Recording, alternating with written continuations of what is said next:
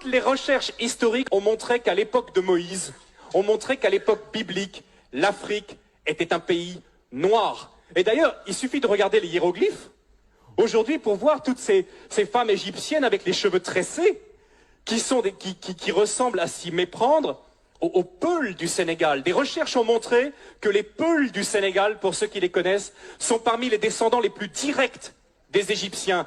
La famille, pourquoi je veux qu'on regarde cette vidéo ensemble? Parce que ça nous parle d'origine des Peuls. D'où viennent les Peuls? Nous tous, on connaît bien que les Peuls sont les courageux, sont les travailleurs, les intellectuels. Bon, d'où viennent les Peuls? Écoutons cette vidéo. Ça va nous parler de l'Afrique. C'est très important. Écoutons. Les nations et les peuples d'Afrique se sont fait voler le XVIIe et le XVIIIe siècle sur le continent où l'histoire humaine a commencé et a connu ses premiers développements civilisationnels qui ont ensuite formaté le reste de la civilisation méditerranéenne. Je pense à l'Égypte antique.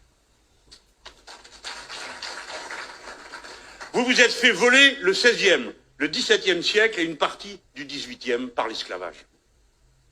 Puis le XXe par la colonisation. Je ne donne pas de leçons, je fais juste la remarque. Les médias actuels ne portent leur attention sur l'Afrique que pour donner des mauvaises nouvelles. Souvent, l'Afrique, c'est le continent oublié. Il est oublié dans les négociations de l'Organisation mondiale du commerce. Il est oublié lors des grandes alliances stratégiques. Lorsque les puissants de la Terre se réunissent, très souvent, on ne parle de l'Afrique que pour couvrir ses dettes ou pour venir à son aide. Vous savez, souvent, quand on pense à l'Égypte, on ne pense pas à l'Égypte comme un pays noir, n'est-ce pas? Hein, on a eu même, quand on est dans les années 50, 60, les péplums sur l'Égypte. Comment elle est, Cléopâtre? C'est Elizabeth Taylor, elle est toute blanche, mais la réalité c'est complètement différent. Toutes les recherches historiques ont montré qu'à l'époque de Moïse, ont montré qu'à l'époque biblique, l'Afrique était un pays noir. Et d'ailleurs, il suffit de regarder les hiéroglyphes aujourd'hui pour voir toutes ces femmes égyptiennes avec les cheveux tressés qui ressemblent à s'y méprendre aux Peuls du Sénégal. Des recherches ont montré que les Peuls du Sénégal, pour ceux qui les connaissent, sont parmi les descendants les plus directs des Égyptiens. Les travaux, entre autres, du professeur Cheranta Diop et d'autres ont montré que l'Égypte était un pays noir, que l'Éthiopie était un pays noir et que la Libye était un pays noir. On l'appelait la Cyrénaïque, avec la ville de Cyrène, ou la Tripolitaine. C'est un pays noir.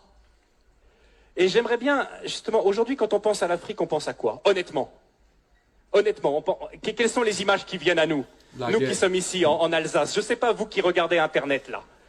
Mais on pense à des guerres, on pense à des catastrophes, on pense à des famines, on pense à des ennuis sociaux. Voilà les premières images qui nous viennent lorsqu'on pense à l'Afrique. Est-ce que vous savez que pendant plus de 1000 ans, c'est l'Égypte qui a nourri tout le bassin méditerranéen par son blé? L'Égypte possède un cadeau de Dieu extraordinaire qui s'appelle le Nil, qui est probablement le fleuve le plus extraordinaire du monde, un fleuve qui vient du lac Victoria au Kenya, qui coule dans un delta. Qui donne la possibilité de faire du jardinage de façon extraordinaire. Le Nil, c'est un cadeau de Dieu. Le Nil, c'est ce qui permet à l'Égypte d'avoir toujours été riche. Et quelque chose de très intéressant aussi, ce sont les Égyptiens qui ont inventé le jardinage. Les pastèques que nous mangeons en été, ce sont les Égyptiens qui l'ont cultivé les premiers.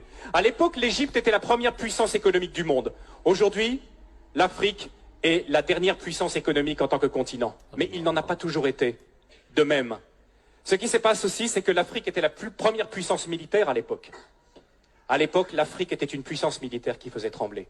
À l'époque aussi, l'Afrique dominait le monde également par ses connaissances scientifiques. C'était de l'Afrique que venait toute la connaissance. Les Égyptiens ont été les premiers astronomes, ont été les premiers à jeter les bases de nos sciences modernes. Venait également de l'Afrique. C'était aussi une époque où l'Afrique accueillait les réfugiés. Ça c'est vrai. Jésus était réfugié en Afrique. Dans Matthieu, chapitre 2, verset 13, nous allons lire.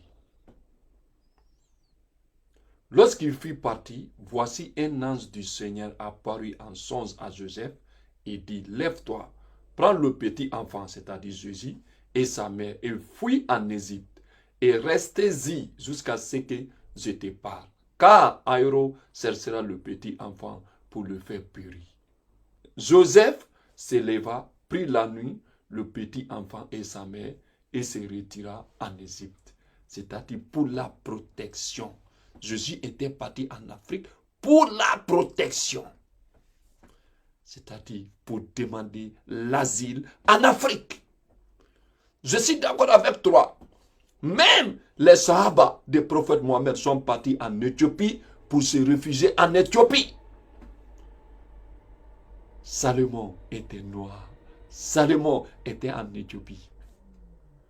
Je vous écoute. Parce que l'Afrique, c'est le pays qui envoie plutôt des réfugiés. Mais à l'époque, l'Afrique accueillait les réfugiés. La grande différence entre l'Afrique et nous, c'est que l'Afrique et les Africains sont concentrés et se focalisent sur les personnes, alors que nous nous focalisons sur les choses. Et le retour, souvent, quand je reviens du Sénégal et que je reviens en Europe, et ma femme a le même sentiment que moi, c'est le matérialisme qu'on retrouve ici, l'attachement passionné aux objets, aux choses. C'est quelque chose qui finit par nous blesser. Et je sais que c'est quelque chose pour tous les visiteurs africains et pour tous ceux qui sont ici qui les blessent. Parce qu'en Afrique, la première chose, la plus importante, c'est les personnes. Vous ne pouvez pas savoir à quel point je bénis Dieu que mes enfants soient élevés en Afrique. Je bénis Dieu. Vous savez, lors de notre premier retour, après 3 ans passés en Afrique, notre premier retour, on avait une petite fille, notre deuxième, Loïs. Elle était, je crois qu'elle avait 2 ans. Et quand elle venait ici en Alsace, elle passait son temps comme ça, à lever les mains. Quand elle voyait les gens, elle levait les 2 bras comme ça.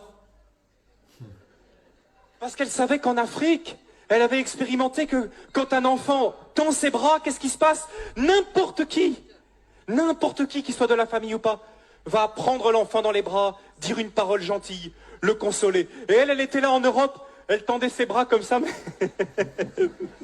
c'est pas la même chose ici. C'est pas la même chose. Grandir en Afrique, c'est grandir dans le continent le plus humain, le plus chaleureux et pour moi le plus merveilleux qui se puisse être. Je remercie.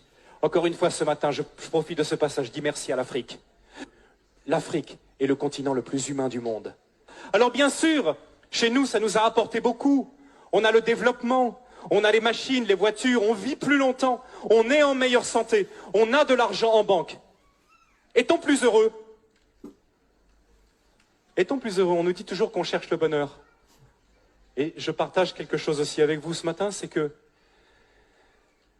je trouve en moyenne que les Africains que je connais sont beaucoup plus heureux, même s'ils ne sont pas chrétiens, sont en moyenne beaucoup plus heureux que même beaucoup de chrétiens que je connais en Europe. C'est triste à dire, n'est-ce pas? Mais nous sommes tellement soucieux. Et si nous regardons bien d'où viennent la plupart de nos soucis, ils viennent souvent de questions matérielles. Questions d'argent, des questions de travail qui nous minent.